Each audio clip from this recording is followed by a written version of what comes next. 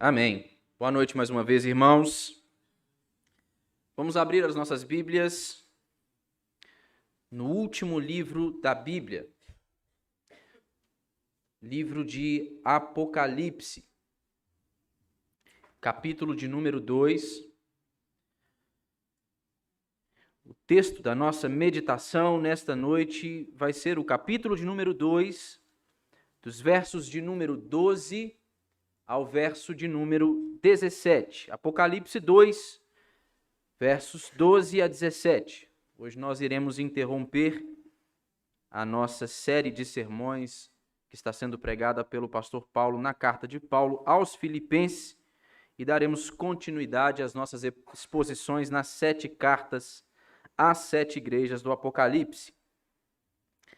Vamos ler então o texto. Diz assim a palavra de Deus. Ao anjo da igreja em Pérgamo escreve: estas coisas diz aquele que tem a espada afiada de 2 gumes. Conheço o lugar em que habitas, onde está o trono de Satanás, e que conservas o meu nome e não negaste a minha fé, ainda nos dias de Antipas, minha testemunha, meu fiel, o qual foi morto entre vós, onde Satanás habita. Tenho, todavia, contra ti algumas coisas, pois que tens aí os que sustentam a doutrina de Balaão, o qual ensinava a Balaque a armar ciladas diante dos filhos de Israel, para comerem coisas sacrificadas aos ídolos e praticarem a prostituição. Outro sim, também tu tens os que da mesma forma sustentam a doutrina dos nicolaítas. Portanto, arrepende-te, e se não, venho a ti sem demora, e contra eles pelejarei com a espada da minha boca. Quem tem ouvidos, ouça o que o Espírito diz às igrejas. Ao vencedor, dar-lhe-ei do maná escondido, bem como lhe darei uma pedrinha branca, e sobre essa pedrinha escrito um novo nome, o qual ninguém conhece, exceto aquele que o recebe. Quero pedir aos irmãos que permaneçam com as suas Bíblias abertas, se possível. Nós iremos orar ao Senhor pedindo a bênção da iluminação do Santo Espírito. Ó Deus, nós te somos gratos, ó Pai, pela oportunidade que o Senhor nos concede de nos reunirmos aqui esta noite em torno da Tua palavra para cultuarmos ao Senhor, atendendo ao Teu chamado, ó Deus. Ó Pai, nós queremos suplicar ao Senhor, neste momento, pela bênção da iluminação do Teu Santo Espírito. Qualquer homem que estivesse aqui neste lugar, em meu lugar, ou mesmo eu, e fosse ele dotado de quaisquer qualidades e talentos, ele não poderia por si só convencer a nenhum daqueles que estão aqui presentes, ó Deus, destas verdades. Nós estamos certos de que esta é a palavra do Senhor e é necessário, portanto, que haja uma ação poderosa da parte do Senhor através do Teu Santo Espírito para nos convencer destas verdades. Ó Deus, e eu quero pedir por isso em nome de Jesus. Nós cremos que esta aqui é a Tua palavra. Nós cremos que o Senhor fala conosco por meio dela. Nós cremos, ó Deus, que quando diante dessa palavra nós somos transformados pelo poder do Senhor. Portanto, ó Deus, opere esse poder no meio de nós, dentro de nós. Leva as nossas mentes e o nosso coração cativos ao Senhor agora. Que nós possamos lançar toda a nossa atenção, dedicar todo o nosso interesse a compreender as palavras do Senhor que aqui foram lidas. Ó Deus, e que compreendendo essas verdades, que nós sejamos mudados pelo Senhor. Que nós saiamos daqui transformados, cheios de Ti, ó Deus. Que nós possamos ser mais parecidos com Jesus, porque esta é a obra que o Senhor está por realizar em nós. Esta redenção, esta conformação do nosso velho homem com a nova natureza que agora nós temos em Cristo Jesus. Fala conosco nesta noite, é a minha oração em nome de Jesus. Amém. Meus irmãos, a cidade de Pérgamo era uma cidade de grande importância que ficava a cerca de 100 quilômetros a norte da cidade de Esmirna.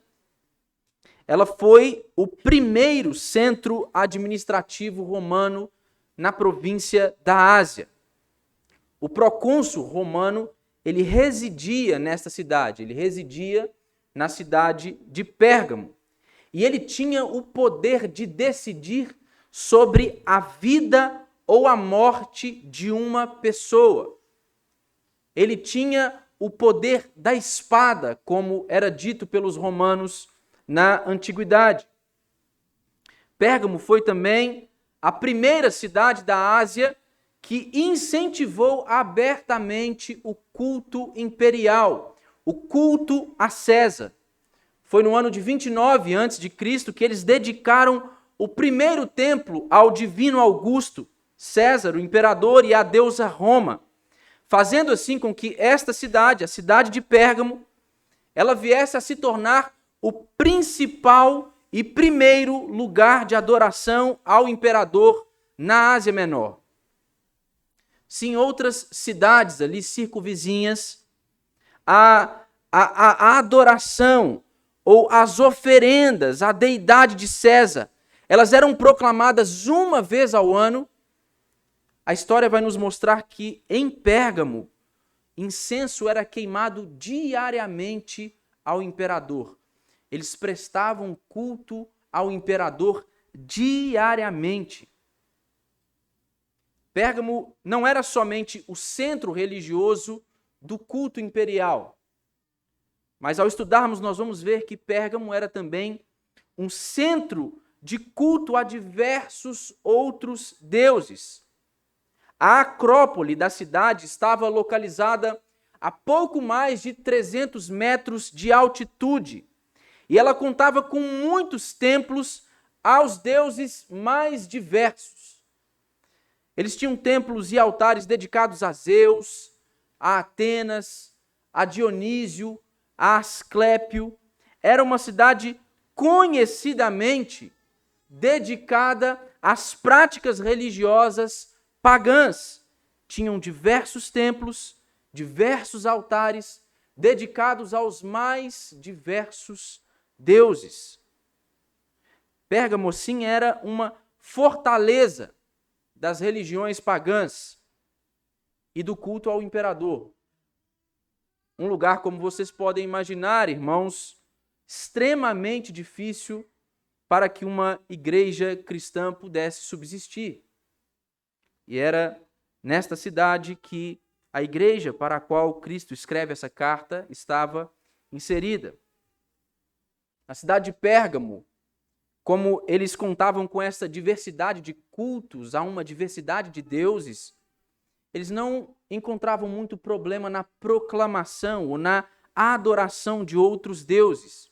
Mas isso desde que César fosse constantemente glorificado. Portanto, se um indivíduo proclamasse que Zeus é o Senhor, ele prontamente deveria proclamar que César era o Senhor também. Ele deveria proclamar a deidade de César imediatamente. Entretanto, para os cristãos, irmãos, isso era algo impossível. Porque para um cristão, o título de Senhor, ele era reservado exclusivamente a Jesus Cristo. Portanto, não seria natural e não seria aceito por Deus que eles, a partir de um dado momento, para a sua tranquilidade naquela cidade, se pusessem agora a proclamar o senhorio de César sobre a sua vida.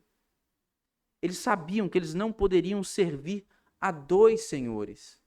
E, portanto, eles negavam-se a proclamar a César como Senhor, enquanto eles prontamente proclamavam que Cristo, Jesus Cristo, era o Senhor, o único Senhor. Entretanto, por se recusarem a fazer essa concessão, pelo fato dos crentes se recusarem a proclamar César como o Senhor, eles então foram acusados de deslealdade à deusa Roma. eles foram desprezados. Os crentes, eles foram acusados de motim em Pérgamo. Então eles foram perseguidos e muitos deles foram também mortos. Nessa cidade de Pérgamo, os cristãos, eles enfrentavam diariamente a pressão de uma sociedade pagã. Caso um cristão se recusasse a aceitar um convite para participar de uma festa em honra à deidade pagã, então eles eram prontamente isolados. Mas eles não eram somente isolados. Se eles fossem somente isolados, isso seria relativamente tranquilos para ele. Mas um cristão, ele era isolado e perdia também o seu emprego e o seu comércio. Então, é certo que os crentes desta igreja de Pérgamo estavam a sofrer duríssimos problemas financeiros, problemas de subsistência. Pérgamo, irmãos, não era um local fácil para se viver para um cristão. Mas mesmo assim foi nesta cidade que o Senhor plantou a sua igreja. Esta igreja que servia ao Senhor sob a sombra do trono de Satanás. É o que nós vemos aqui neste texto que nós lemos. A realidade da igreja de Pérgamo, meus irmãos, não é diferente da realidade que nós enfrentamos nos nossos dias. A situação da igreja de Pérgamo não é tão diferente da situação da igreja em nossos dias. Esta era em que nós vivemos é uma era em que a cultura ela está se tornando gradativamente e substancialmente cada vez mais hostil aos valores bíblicos. A cada dia, irmãos, que nós passamos, a gente pode perceber um aumento significativo da corrupção, da iniquidade, da imoralidade em nossos tempos. E é nesse tempo, e é nessas condições que a igreja ela tem de cumprir o seu papel em uma sociedade cada vez mais ímpia. A igreja dos nossos dias, assim como a igreja de Pérgamo, ela tem de servir ao Senhor sob a sombra do trono de Satanás. Nesta carta aqui que nós vemos Cristo a orientar os cristãos sobre a forma como eles devem viver em meio a um ambiente infernal, em meio a um ambiente hostil a Cristo e ao Evangelho. E é sobre isso que nós iremos tratar aqui esta noite. Através desse texto nós vamos ver que para servir a Deus em um ambiente infernal, para servir a Deus em um mundo que prontamente se prostra ante ao trono de Satanás, a igreja ela deve permanecer fiel a Cristo e ela não deve ceder às pressões do seu tempo. Para que a igreja cumpra o seu papel e sirva a Deus em nosso tempo, ela precisa permanecer fiel a Cristo e não ceder às pressões de seu tempo. Vamos ao texto, meus irmãos. Verso de número 12. Aqui nós temos uma apresentação. Nós iremos seguir a estrutura básica deste texto, como é comum a maior parte dos textos destinados a estas igrejas. O texto que nós lemos aqui, ele inicia com uma apresentação de Jesus Cristo à igreja de Pérgamo. E esta autoidentificação de Jesus aqui, ela é uma referência à descrição da sua aparência, como nós podemos ver no capítulo 1, no verso 16, na visão que o apóstolo João tem de Cristo glorificado. Aqui, como nós lemos, Cristo, escrevendo ao anjo da igreja em Pérgamo, ele se refere a si mesmo como sendo aquele que tem a espada afiada de 2 gumes. Cristo aqui é representado como sendo aquele que tem a espada afiada de 2 gumes, ou a espada afiada de 2 fios.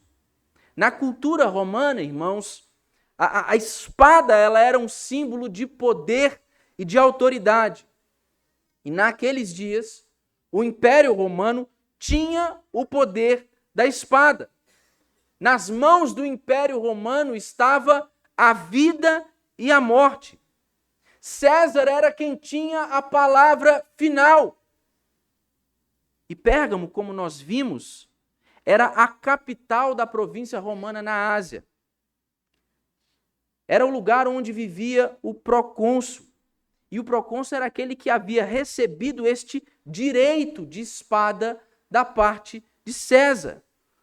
Pérgamo era o centro dos tribunais imperiais da Ásia Menor, sendo o centro da província romana na Ásia Menor. Mas quando Cristo ele se apresenta aqui a esta igreja, como sendo aquele que tem a espada de dois gumes, ao identificar-se dessa maneira, ele quer lembrar a sua igreja que vivia ali na cidade de Pérgamo, sob a ameaça do império, que é ele quem detém o poder supremo sobre a vida e a morte. Ele é quem detém o poder para julgar os homens, seja para a vida ou para a morte. Ele é quem detém esse poder soberano e não o procônsul de Pérgamo, nem mesmo César, ou o Império Romano, ou quem quer que seja. Ao apresentar-se à igreja de Pérgamo, Cristo quer lembrar aos seus filhos, à sua igreja, ao seu povo, quem ele é, de modo a oferecer segurança para eles, para que eles possam descansar naquele que é perfeitamente justo, naquele que detém todo o poder e toda a autoridade. Seguindo a sua apresentação, no verso de número 12, nós iremos ver então o Senhor fazendo um elogio à igreja de Pérgamo. Seguindo a apresentação, Jesus ele declara estar ciente das condições em que a igreja de Pérgamo vivia. Jesus ele diz que sabe onde eles estavam inseridos. Ele conhecia as dificuldades enfrentadas ali por eles. Ele vai dizer no verso de número 13: conheço o lugar em que habitas, onde está o trono de Satanás. Jesus, meus irmãos, ele sabia exatamente o que estava se passando com a igreja em Pérgamo. Jesus, meus irmãos, ele sabia o que era viver sob a sombra do trono de Satanás. Desde o seu advento, desde o seu nascimento, Jesus ele já enfrentava as investidas do diabo. No deserto, irmão, Jesus ele enfrentou o diabo cara a cara. Ele estava sob a mira da artilharia do diabo constantemente, e assim o esteve até a sua morte, em que ele não pôde ser derrotado por Satanás. Mas quando Jesus escreve para esta igreja e diz que sabe onde eles estavam e sabe o que eles estavam passando, o que ele quer fazer aqui é trazer uma palavra de encorajamento e identificação para com o seu povo. O texto diz que Pérgamo era o lugar onde estava sediado o trono de Satanás. E existem muitas sugestões, irmãos, para poder nos explicar aqui este símbolo, esta referência a esta cidade como sendo o lugar onde o trono de Satanás estava. Alguns estudiosos vão dizer que esta é uma referência ao altar construído para Zeus, na Acrópole de Pérgamo. Eles diziam que ele era um altar em forma de um trono. Outros vão dizer que esta referência a Pérgamo como lugar onde estava o trono de Satanás é uma referência ao culto ao deus Asclépio, o deus da cura, que era representado, que tinha como símbolo representativo dele a serpente, que é igualmente o mesmo símbolo usado para representar Satanás. Entretanto, eu acredito que a posição mais provável em relação a este texto diz respeito à posição da cidade de Pérgamo. Tem relação com o fato de que Pérgamo era o centro oficial do culto ao imperador na Ásia. Naquela cidade, aqueles cristãos que se recusassem a participar do culto imperial, eles poderiam sofrer, como nós vimos, o confisco das suas propriedades, o exílio ou até mesmo a morte. Então é possível que esta referência seja uma referência clara ao fato de que naquela cidade de Pérgamo, Satanás ele exercia o seu poder livremente. Ele exercia o seu poder livremente. Mas apesar dos crentes terem de lidar com muitas dificuldades ali em Pérgamo, nós vamos ver que eles permaneceram fiéis. E essa é a razão por que Jesus os elogia. Jesus elogia os crentes de Pérgamo por eles terem conservado o seu nome, é o que ele diz, continua a dizer no verso 13, não tendo negado a sua fé.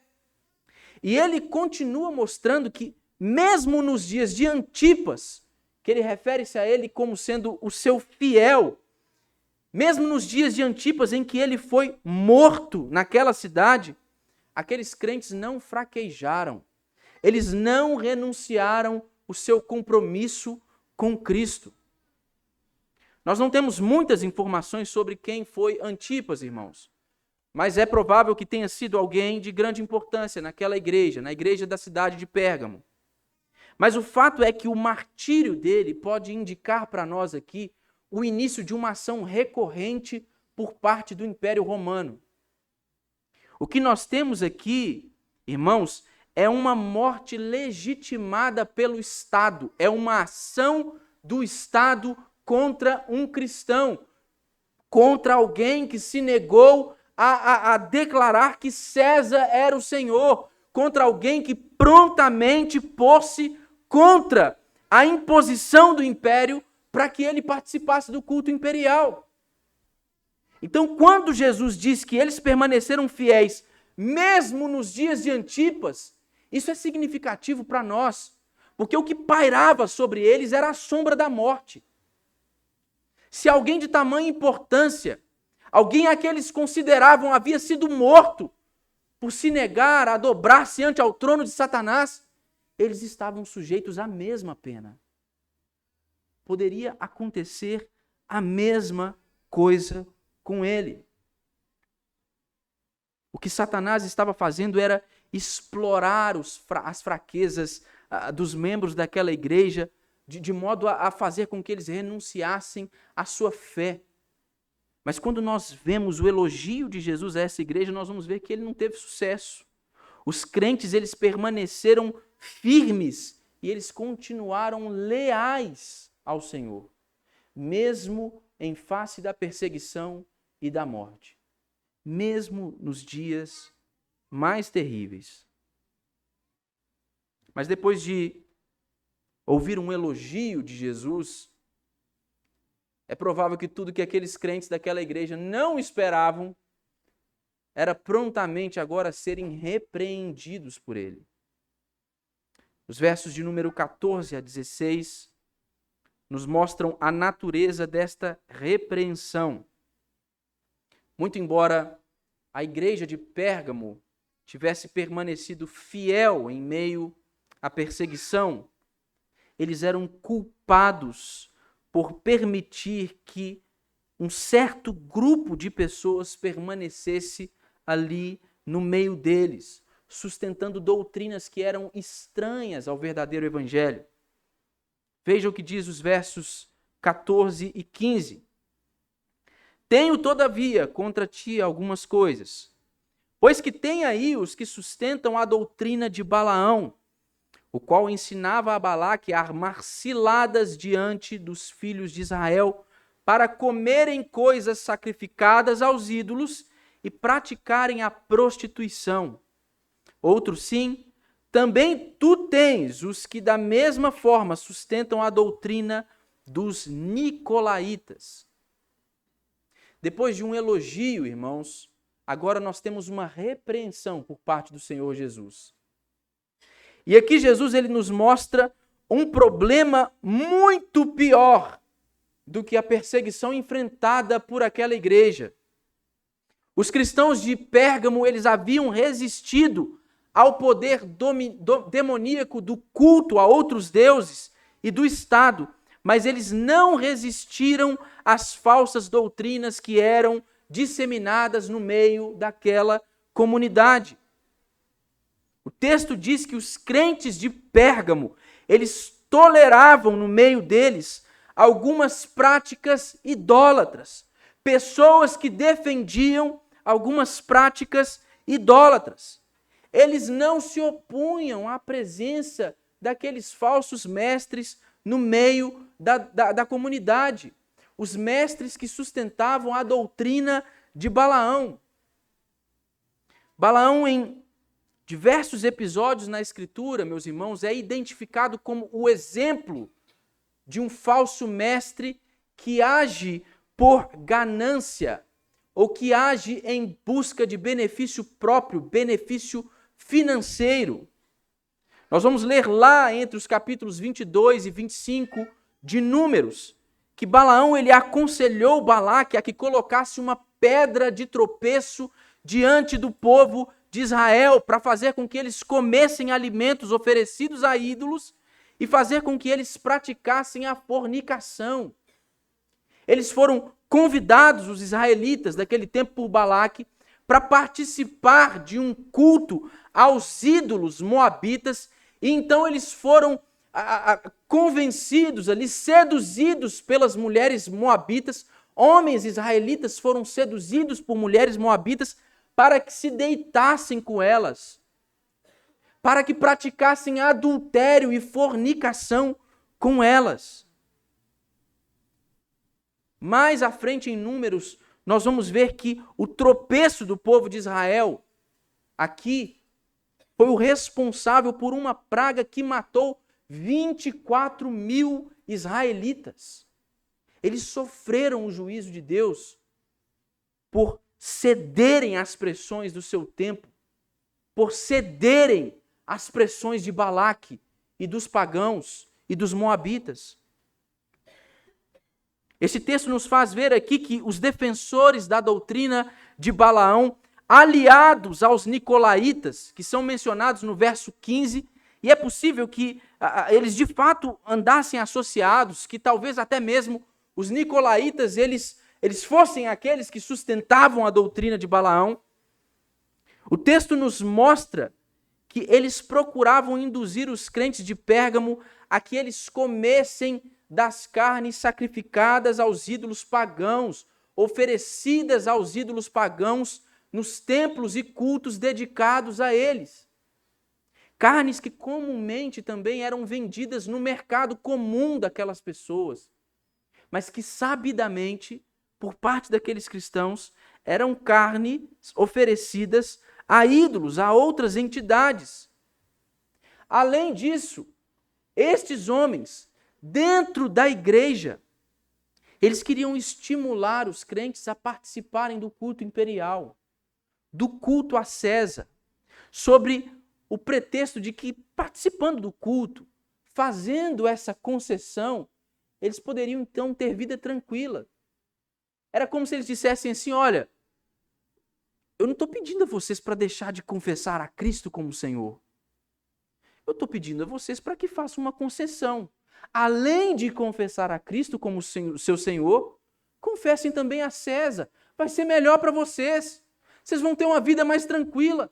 Vocês não vão viver sendo perseguidos. Vocês estão vendo a situação devastada de vocês financeiramente?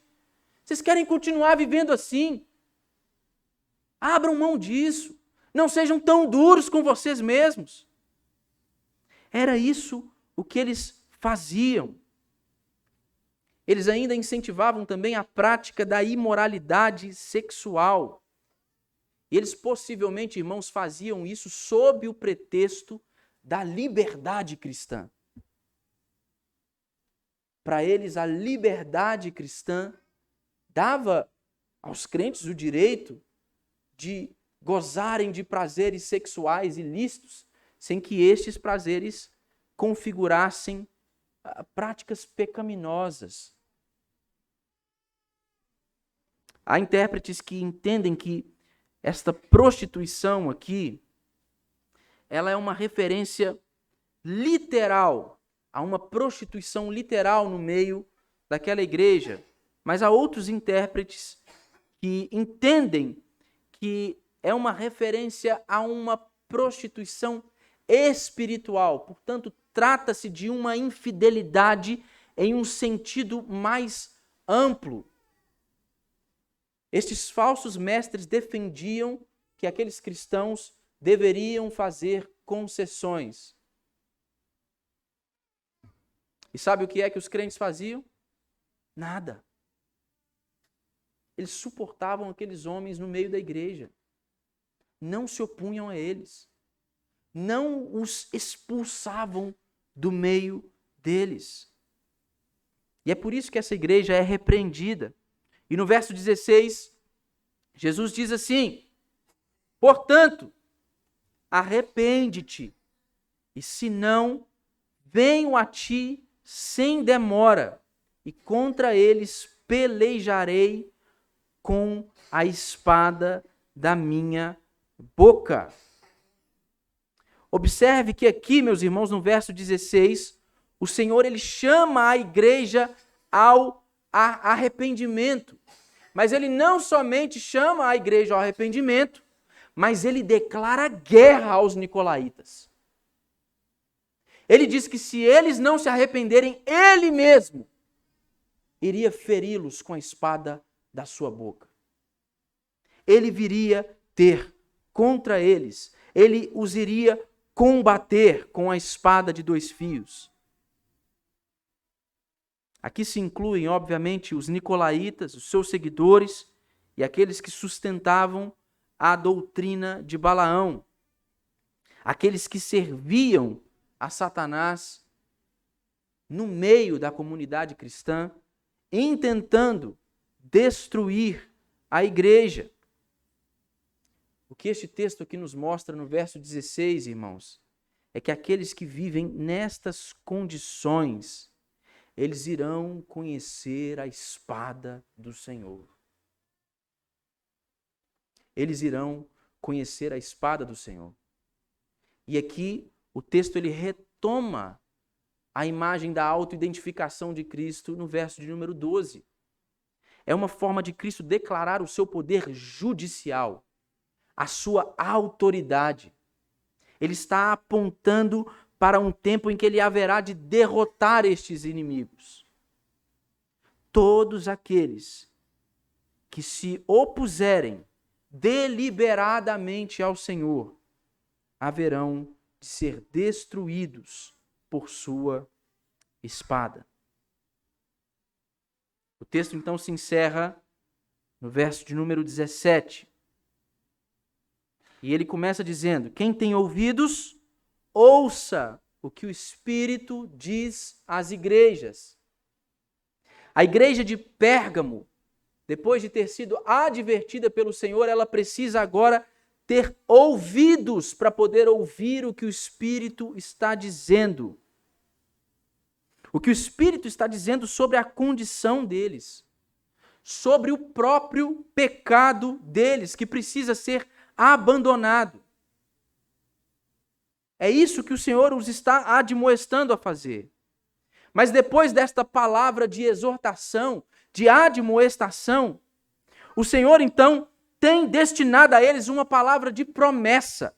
Ele vai dizer que ao vencedor, aquele que vencer o seu pecado de tolerância, aquele que disciplinar estes grupos no meio da igreja, aquele que excluir ele do meio do povo, ele então vai receber uma herança por parte do Senhor. E a recompensa prometida aqui pelo Senhor, no verso 17, a igreja de Pérgamo, é uma recompensa tríplice. O texto vai dizer que eles receberão do maná escondido, receberão também uma pedrinha branca Pedrinha branca é esta que contém um nome novo escrito sobre ela. O maná escondido, meus irmãos, é uma referência a um alimento que agora não é visível, mas ele vai ser totalmente consumido nas bodas do Cordeiro. O maná é o pão que desceu do céu para alimentar ao povo de Deus no deserto. Nós sabemos disso. Quando então Moisés ele vai reunir alguns itens na Arca da Aliança, o texto do Antigo Testamento vai nos dizer que em um jarro o Senhor ordenou que ele colocasse ali um pouco do maná que havia sobrado. Então, dentro da arca ali estava contido um jarro com maná. Alguns vão dizer que essa referência ao maná escondido tem relação com o fato de que possivelmente o profeta Jeremias o teria escondido a Arca da Aliança em uma caverna. Isso é declarado em um livro apócrifo, 2 Macabeus, que não é um livro canônico para nós, mas é tido para muitos como um livro de referência histórica sobre este assunto. Mas é algo que nunca se confirmou e o qual nós também não temos embasamento bíblico para afirmar. Mas esta referência ao maná escondido é uma referência ao alimento que o crente há de consumir quando ele encontrar-se com o Senhor nas bodas de Cristo. É esta a referência. E este alimento representa, irmãos, comunhão com Cristo. Comunhão com Jesus.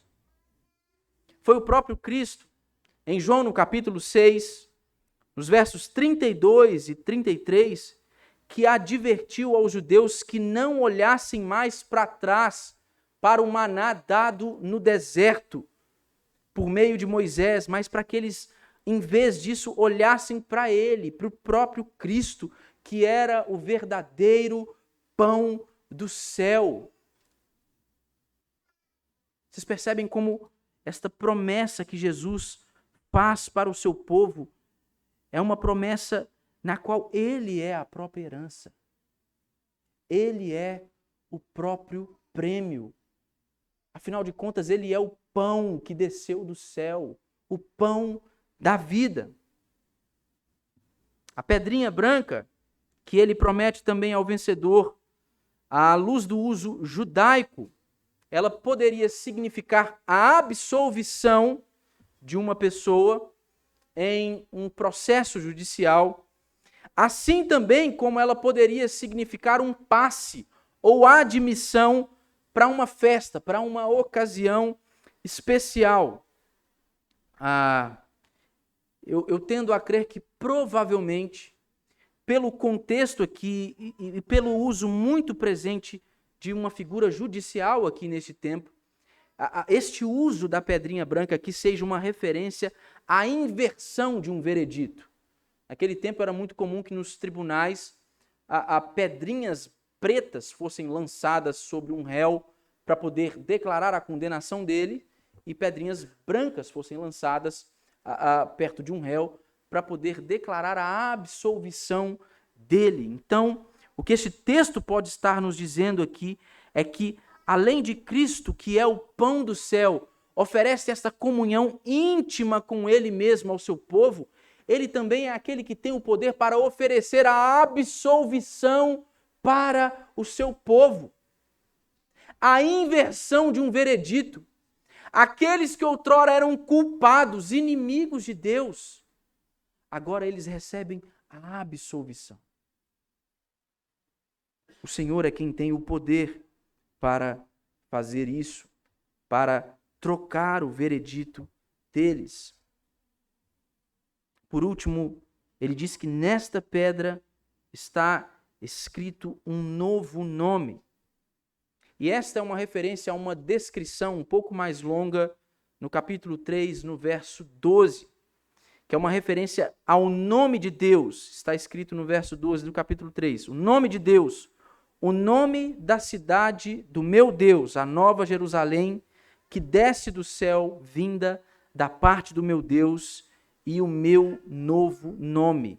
É uma referência a este nome que é gravado sobre o crente. Além disso, no capítulo 21, no verso 2, nós vemos o texto descrevendo o povo de Deus como sendo a nova Jerusalém que descia do céu da parte de Deus. A nova Jerusalém que descia adornada como noiva. De modo que o nome gravado sobre os vencedores do capítulo 3, no verso 12, é sinônimo da verdadeira identidade do povo de Deus, da verdadeira identidade dos crentes. Portanto, o nome novo que está gravado na pedrinha branca, o nome ao qual ninguém conhece senão aquele que o recebe, no verso 17, é uma referência ao recebimento do nome vitorioso e real que Jesus dá ao seu povo. É uma referência ao nome do próprio Cristo, em quem nós temos agora uma nova identidade. Este novo nome, ele quer dizer uma profunda identificação com Cristo, uma profunda comunhão com Ele. Era assim no Antigo Testamento, irmãos. Conhecer o nome de uma pessoa no Antigo Testamento com frequência queria dizer estar em um relacionamento íntimo com esta pessoa. Poder compartilhar do caráter e do poder desta pessoa. É isso que Jesus está dizendo para o seu povo. Vocês vão receber tamanha identificação comigo que vocês vão partilhar do meu caráter e do meu poder. Não é esta a promessa mais à frente a uma ou outra de suas igrejas? De que o vencedor haveria de se assentar com ele sobre o trono dele? É isso que Jesus está apontando aqui para o seu povo. O recebimento desse nome representa a recompensa final dos crentes estarem consumadamente identificados e unidos à presença e ao poder de Cristo no seu reino eterno. Ao vencedor, todas estas coisas, aquele que perseverar até o fim, todas estas coisas lhe serão dadas. Esse texto nos ensina muitas coisas, mas entre elas, meus irmãos, a mais importante, este texto nos ensina como nós devemos viver sendo fiéis ao Senhor e não cedendo às pressões do nosso tempo. Eu disse no início que a situação da igreja do nosso tempo não é diferente da situação da igreja de Pérgamo. Nós igualmente, irmãos, vivemos em um ambiente infernal. Nós igualmente somos desafiados a servir ao Senhor sob a sombra do trono de Satanás. O tempo passa e nós percebemos o aumento da iniquidade, da imoralidade, da violência. A cada dia que passa, nós vamos vendo a dissolução do casamento e da família. Um aumento substancial do número de divórcios, mesmo em meio às comunidades cristãs, irmãos. A cada dia que passa, nós vamos vendo a normalização das relações sexuais extraconjugais. Aquelas que são constantemente condenadas pelo Senhor, que fez o sexo para que marido e mulher pudessem gozar deles no contexto do matrimônio. Agora mesmo crentes sofrem com esse mal, mas não por cederem somente à tentação e pela dificuldade de lidar com os desejos que estão ali à flor da pele, mas muitos normalizam isso. Não, eu preciso conhecer a pessoa direito. Imagina, pense bem, e se eu me caso e na hora a gente não tem aquela intimidade legal, o negócio não funciona, aí depois isso pode culminar em um divórcio. É comum, irmãos, no nosso tempo, a gente vê gente dentro da igreja tratando isso com normalidade, ou pelo menos lançando uma perguntinha aqui, mas por que é pecado? Por que é errado? As coisas mudam tão rapidamente no nosso tempo. Eu lembro quando criança na escola, pré-adolescente, na verdade, ali, eu me lembro de um tempo, na minha pré-adolescência, onde era incomum você ver qualquer pessoa dizer que não era mais virgem, né? Aquilo era motivo de vergonha. Passados 3, 4 anos, eu me lembro de todo mundo falando que já não era virgem mais, e se você era virgem, meu amigo, era uma vergonha, você era um tapado, você era um bobo. Em um espaço curto de tempo. Isso invade as nossas igrejas também. Irmãos, o tempo passa e a gente vê um aumento cada vez mais significativo do aborto. E gente tentando legitimar isso. Gente dentro da igreja publicamente defendendo esta prática. Vocês que são pais, eu ainda não sou, mas vocês que são pais, eu tenho certeza que já lidam com isso. Vocês veem as suas crianças sendo induzidas dentro da escola à sexualização sob o pretexto de educação sexual. Esse é o mundo que nós vivemos, sob a sombra do trono de Satanás.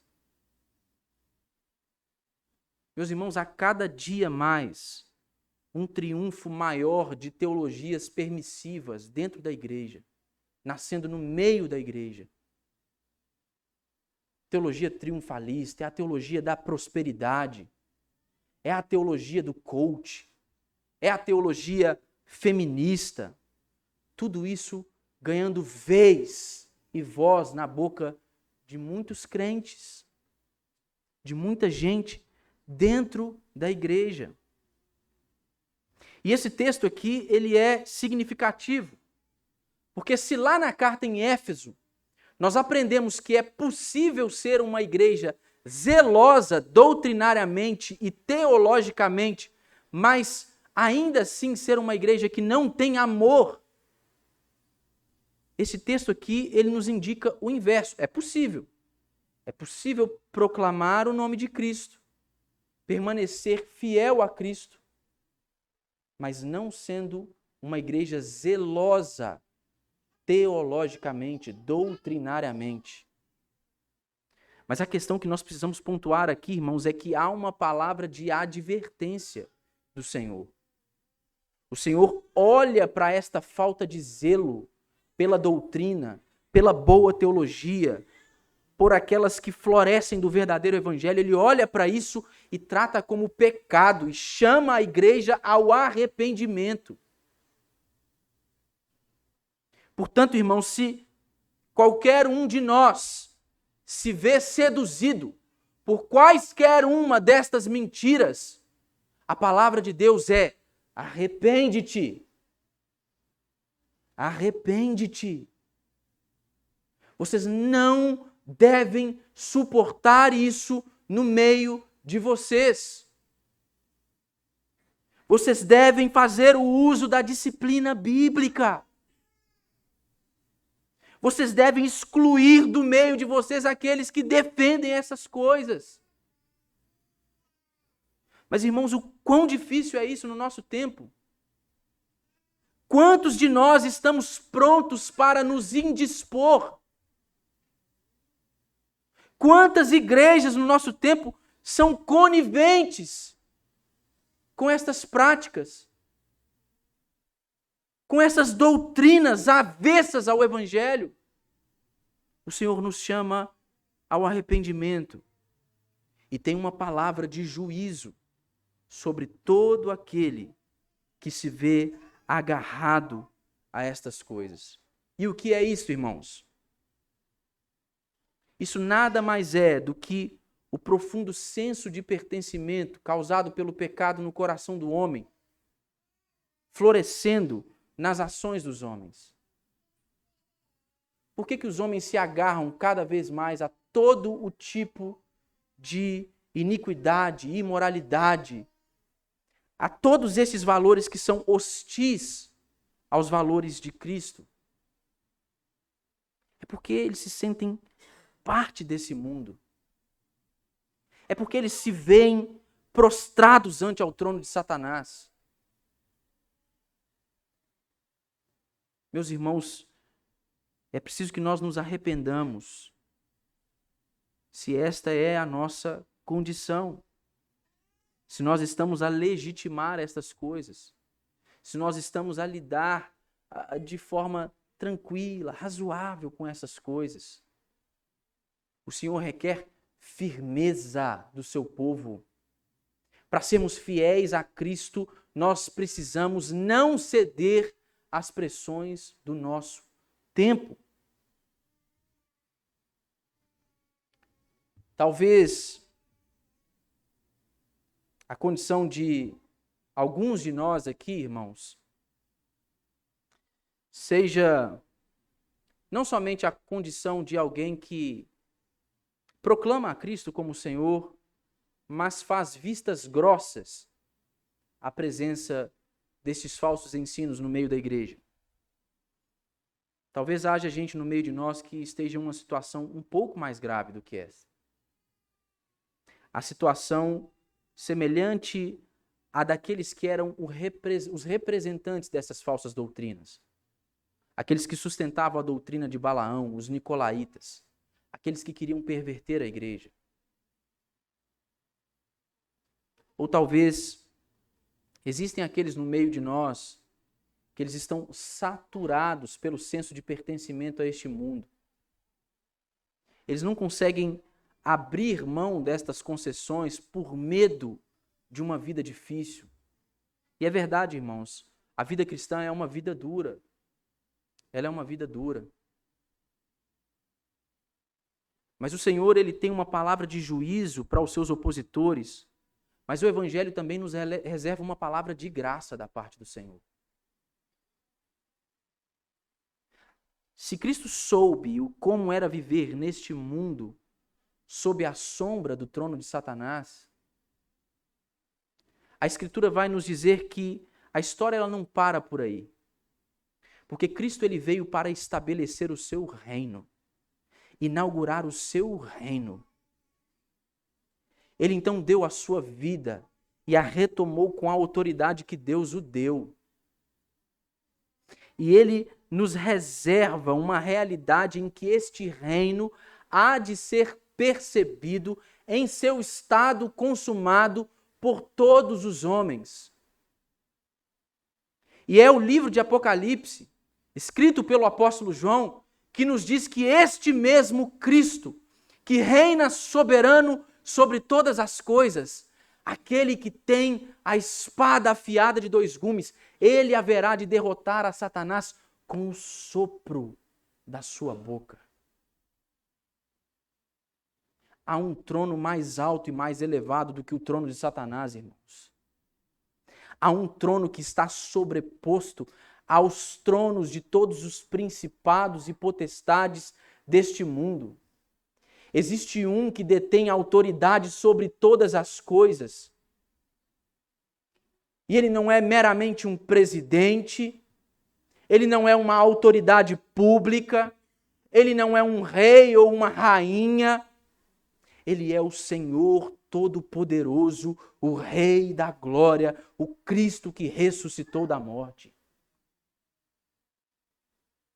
E ele convida aqueles que estão prostrados ante ao trono de Satanás para que abandonem as suas práticas e se curvem ante ao trono sobremodo elevado do Todo-Poderoso. Há um convite de graça, irmãos. Há um caminho que foi preparado para nós por Deus através de Cristo Jesus. E se todas essas paixões terrenas e mundanas são incapazes de satisfazer o coração humano, se o pão embolorado do pecado e as águas fétidas das fontes do pecado não podem satisfazer a fome e a sede dos homens, o Senhor Jesus convida: todo aquele que quer comer, venha. todo aquele que quer beber, venha. Há uma fonte de água viva, de graça. Há uma fonte de pão, um pão que desceu do céu, o pão da vida para todo aquele que crer no Evangelho. O Senhor tem uma dura palavra de juízo para os seus opositores, meus irmãos. Mas o que vigora no tempo da graça é um convite sublime. O Senhor Jesus Cristo diz: vem. A todo aquele que tem sede e fome, Ele diz: vem. É somente Ele que pode nos satisfazer.